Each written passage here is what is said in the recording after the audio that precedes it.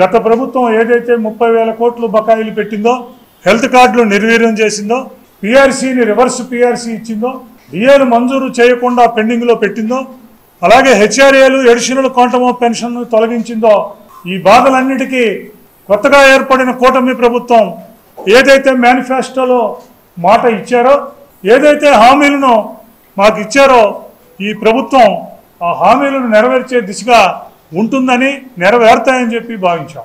కానీ 15 నెలల కాలం గడిచినప్పటికీ కూటమి ప్రభుత్వం 1వ తారీఖు జీతాలు ఇవ్వటం, జీపీఎఫ్ ఏపీజీఎల్ఐ లాంటి మేము దాచుకున్న డబ్బుల్ని కొంతవరకు మంజూరు చేయడం మినహా ఉద్యోగ సమస్యల్లోని సింహభాగం అపరిష్కృతంగానే ఉన్నాయి. ముఖ్యంగా డిఏలు 4 డిఏలు పెండింగ్లో ఉన్నాయి. 4 డిఏలు కనీసం 1 డిఏ అన్న దసరా పండగకి మంజూరు చేయమని రాష్ట్ర ప్రభుత్వానికి ఉద్యోగ సంఘాలు పదే పదే కోరినప్పటికీ మరి ప్రభుత్వం ఆ విషయంలో దృష్టి సారించలేదేమోనన్న అభిప్రాయం వాళ్ళ ఉద్యోగుల్లో ఉంది. అలాగే పీఆర్సీ కమిటీ 2023లో అప్పుడున్న ప్రభుత్వం పీఆర్సీ కమిటీని వేసింది. పీఆర్సీ కమిషనర్ రాజీనామా చేయటం వలన మరి ఒక పీఆర్సీ కమిషనర్ని అపాయింట్ చేయవలసిన బాధ్యత ఉన్నప్పటికీ 25 నెలల కాలం ఇవాళ పీఆర్సీ 1 జూలై 2023న పీఆర్సీ మాకు రావాల్సి ఉంది. 23 నెలల కాలం గడిచినప్పటికీ పీఆర్సీ రావటం సంగతి తర్వాత పీఆర్సీ కమిషనర్ని కూడా కనీసం అపాయింట్ చేయకపోవడం అనేది ఉద్యోగుల్లో తీవ్రమైన అసంతృప్తికి దారితీస్తుంది. దశాబ్దాలుగా ఉద్యోగ సంఘాల్లో ఉన్నాం, ఎన్నో ఉద్యమాలు చూసాం, ప్రస్థానాలు చూసాం. పీఆర్సీ ఫిట్మెంట్ కోసమో పీఆర్సీ సాధన కోసమో పోరాడిన సందర్భాలు ఉన్నాయి, కానీ పీఆర్సీ కమిటీ చైర్మన్ అపాయింట్మెంట్ కోసం పోరాడిన సందర్భాలు ఇంతవరకు లేవు. మేము ఈ 70 సంవత్సరాలు ఎప్పుడు కూడా చూడలేదని చెప్తున్నాం. హెల్త్ కార్డులకి ప్రతి సంవత్సరం మేము 180 కోట్ల రూపాయలు పే చేస్తున్నాం. ప్రభుత్వం 180 కోట్ల రూపాయలు పే చేస్తుంది.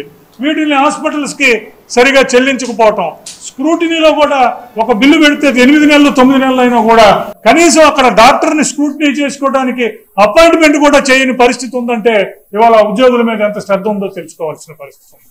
ఎప్పుడో మేము దాదాపు 10-12 సంవత్సరాల క్రితం దాన్ని 2 లక్షల రూపాయలకి హెల్త్ కార్డులు ఉంటే ఇవాళ 2025 వచ్చినా కూడా ఆ 2 లక్షల పరిమితి అలాగే ఉండే పరిస్థితి.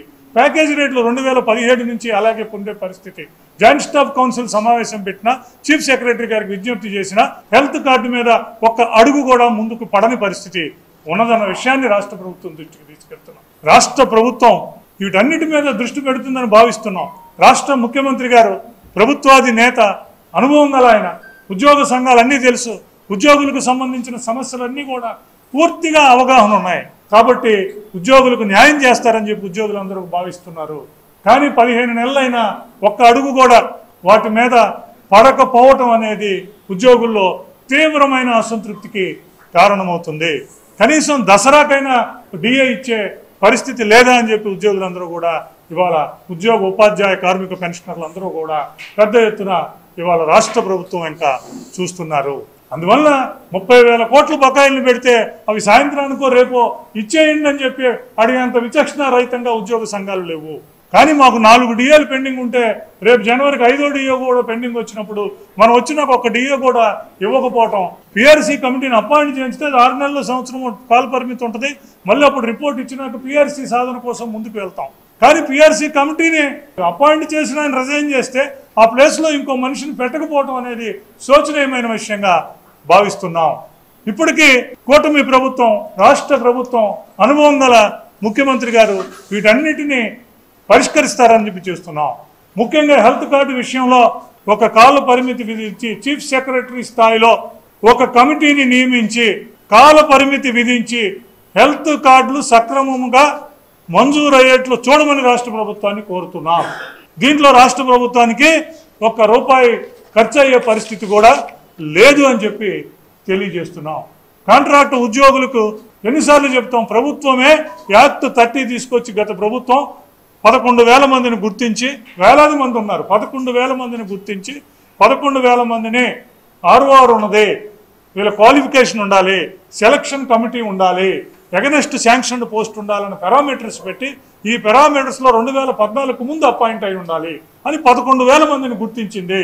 3,000 మందిని చేశారు. మిగతా డేటా వచ్చేలోపు ఎలక్షన్స్ వచ్చినాయి. ఇప్పుడు ఎన్నికలు అయిపోయి 15 నెలలు అయినా ఒకే డిపార్ట్మెంట్లో 2014 ముందు అపార్ట్ అయ్యి యాక్ట్ 30 కింద వచ్చిన వాళ్ళు 3,000 మంది రెగ్యులరైజ్గా చేస్తున్నారు, 7,000 మంది రెగ్యులరైజ్ కాకుండా కూడా ఉన్నారు. అంటే ప్రభుత్వం తీసుకున్న నిర్ణయాలనే మళ్ళీ పదే మనం చెప్పుకోవలసిన పరిస్థితి ఏర్పడుతుంది. ఇట్లా దీనికి ఉద్యోగులకు సంబంధించిన, అందుకే మేము దఫాలుగా చెప్తున్నాం. అలాగే గ్రామ వార్డు సచివాలయ ఉద్యోగులకి నోషనల్ ఇంక్రిమెంట్స్, వాళ్ళ సమస్య 1,40,000 మంది ఉన్నారు, వారి సమస్యల మీద కూడా దృష్టి సారించమంటున్నాం. వీటన్నింటినీ ఒక్కరోజే చేయమని మేము ప్రభుత్వాన్ని అడగట్లేదు.